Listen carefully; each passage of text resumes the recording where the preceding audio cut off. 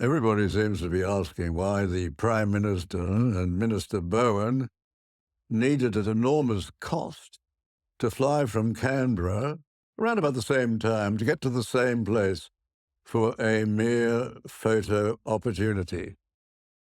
Now, that was all about giving away $1 billion of your money, not theirs, to investors, including a former wealthy Prime Minister and another very wealthy investor, in what is obviously a doomed venture to compete with the Chinese communists to build solar panels in Australia.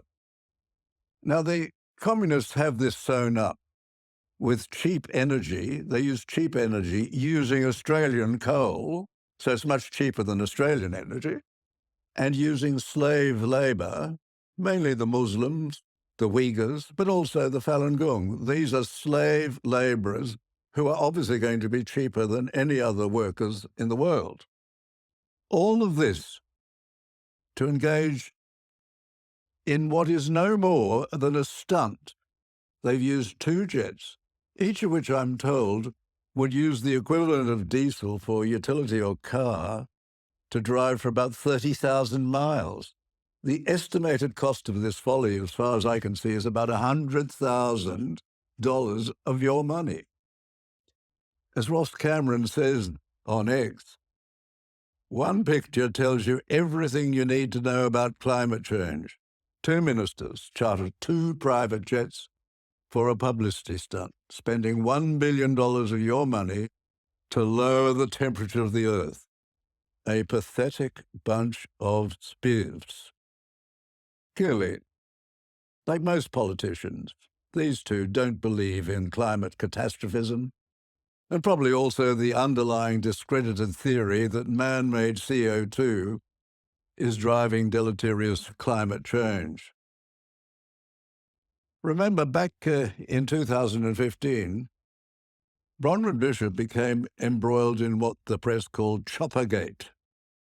Hers was an expenses scandal of $5,000 surrounding her use of parliamentary entitlements. She used a helicopter to go to a Liberal Party function while doing other things in Victoria. This eventually, because it went on for weeks, it eventually led to her resignation as Speaker. She resigned the speakership. I predict that with Burke's expenses in the United States, which were massive, the media will soon drop what happened with the two airplanes. Once Mr. Bowen stops giving ridiculous defences of it, blaming the Royal Australian Air Force for it, once he gets over that, the media will drop it. It's like the knighthood for Prince Philip. This was similar to high awards which were made in about at least 40 other countries. The media didn't bat an eyelid in those other countries, but in Australia they turned it into a completely artificial scandal, and they went for weeks with it. It was part of a campaign to replace Abbott with Turnbull in the cabinet and some of his colleagues leaking to the Australian about what was happening in the cabinet. And of course, the Turnbull government turned out to be a complete failure, with Turnbull at the first election losing most of the seats that Tony Abbott had won over the years and built up a very big majority. The reason for this stunt that involved the 2 airplanes is that the Albanese government has just one thing on its mind at the moment. Everything is keyed towards it. It is re-election, and re-election as soon as possible. Now, an ordinary election, could be held as early as the 3rd of August this year and as late as the 17th of May next year. But as I suggested recently, there will be a great temptation to hold the election this year. Firstly, especially if there's a royal visit in October, you can be sure that Mr. Albanese, a Republican, will wring every bit out of this, and one of those will be an early election. That's only the first and the weakest of 3 reasons for an early election. The second reason is the opinion polling. While the Liberals, the coalition's primary vote, has gone up, and surpassed Labour's. What is more important is the two-party preferred vote, which reflects the preferences. And this is still in favour of Labour. That's holding, except perhaps for one or two pollsters, but generally it's holding. Beware, the two-party preferred polling is not as reliable as other polling because it depends on preferences. The problem with depending on preferences is if you actually ask people how they're going to put their preferences, the sample is usually too small, so the margin of error is increased very much. Or the pollsters often rely on the way the preferences went in the last election. That's a mistake, or can be weak, or difficulty, because sometimes people don't cast their preferences the same way. They're quite safe with the Greens. Most of their preferences go to Labour.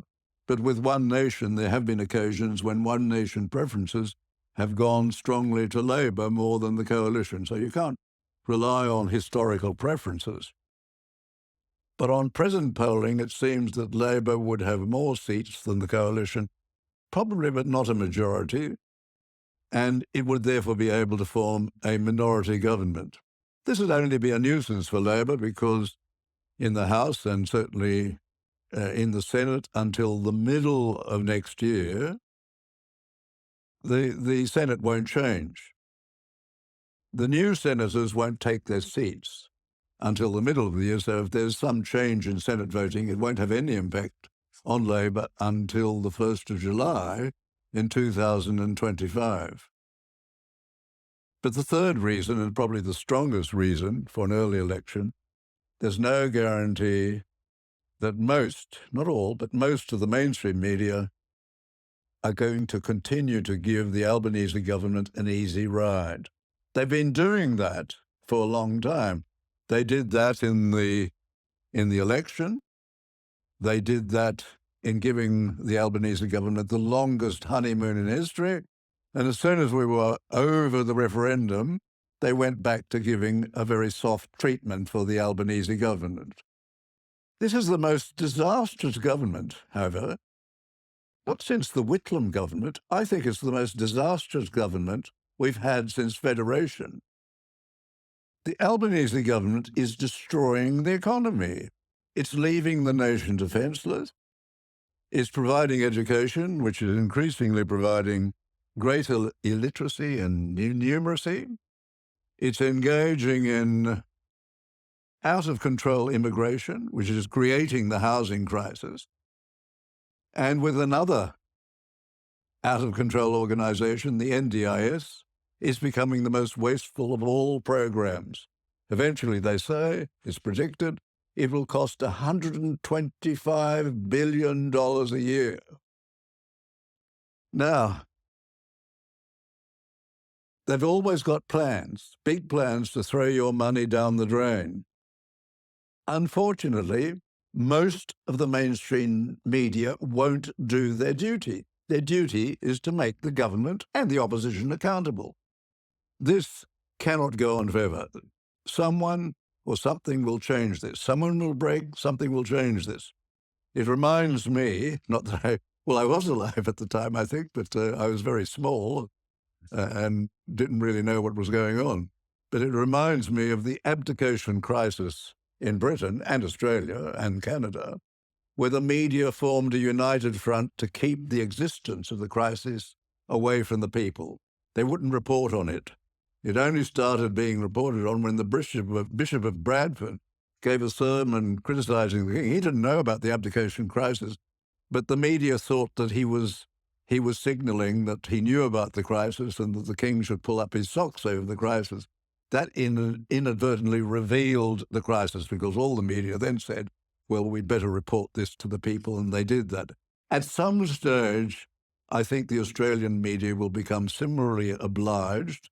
One will break or something else will happen, and the mainstream media in Australia will have to reveal that this is the worst government in Australian history.